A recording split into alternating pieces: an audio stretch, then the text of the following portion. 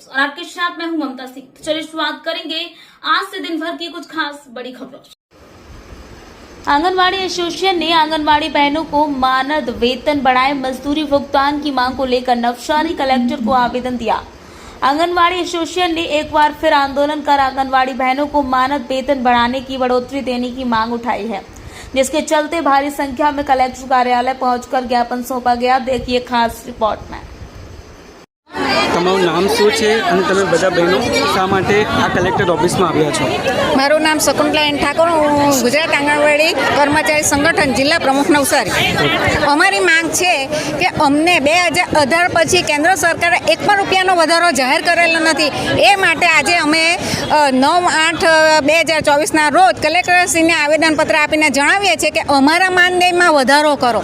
2018 પછી એક પણ રૂપિયા વધારો જાહેર કર્યો નથી। રાજ્ય સરકાર 2200 રૂપિયા વધારો જાહેર કરે છે, અમને 2 સરકાર પગાર ચૂકે છે અને આજે 29 વર્ષ પૂરા થયા છતાં પણ 400 માંથી ફક્ત 10,000 નવા બહેનો આવે તેમને પણ 10,000, જૂના બહેનોને 10,000, તો એમાં તો ડિફરન્સ કરો। તો અમારી મુખ્ય માંગણી છે કે અમારું માનદ વેતન 496 કોર્ટે જે હુકમ કરેલો છે તે પ્રમાણે ચૂકવણું કરવામાં આવે।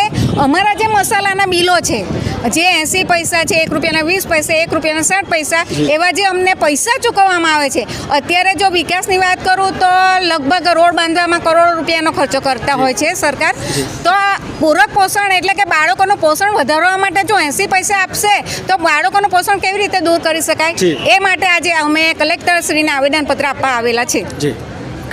તમે સરકારથી શું માંગ છે? લાસ્ટ અમારી સરકારની એ માંગ છે 2023માં સુપ્રીમ કોર્ટે જાહેર કરેલો આંગણવાડી વર્કરને માનદ વેતનથી કાઢીને લઘુત્તમ વેતનમાં લાવવાનું। લઘુત્તમ વેતનનું દૈનિક પેલું છે 496 રૂપિયા।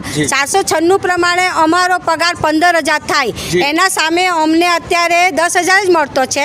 અમને બધી બહેનોને આશા હતી કે આ બજેટમાં અમને કંઈ ને કંઈ અમારું ફાળવશે, 496 પ્રમાણે ફાળવશે। 496 પ્રમાણે કંઈ ફાળવવાની છતાં અમારો 300 કરોડનો કટોતી કરી, એમ 300 કરોડ કટોતી કરી અમારો બિલ 7-8 મહિના અમને આપે છે। હવે અમને અમારી બહેનોને એમ થાય 7-8 મહિને બિલ અમને મળતો, 300 કરોડ કટોતી કરી એટલે અમને 2 વર્ષ બી અમને બિલ નહીં મળશે એમ, એટલે અમે રોષે ભરાયા છે। એના લીધે અમે કલેક્ટરને, પછી ધારાસભ્યને, સાંસદ સભ્યને બધાને અમે આવેદનપત્ર આપીએ છીએ। એ લોકોને જાણ કરીએ છીએ કે તો અમે હડતાલ રાખવાના છે 20, 21, 22। वक्तों के एक छोटे से ब्रेक के बाद फिर से हाजिर होंगे ऐसी तमाम बड़ी विशेष खबरों के साथ। तब तक के लिए नमस्कार। हर खबर की अपडेट पाने के लिए आप हमारे चैनल को सबसे पहले सब्सक्राइब करें।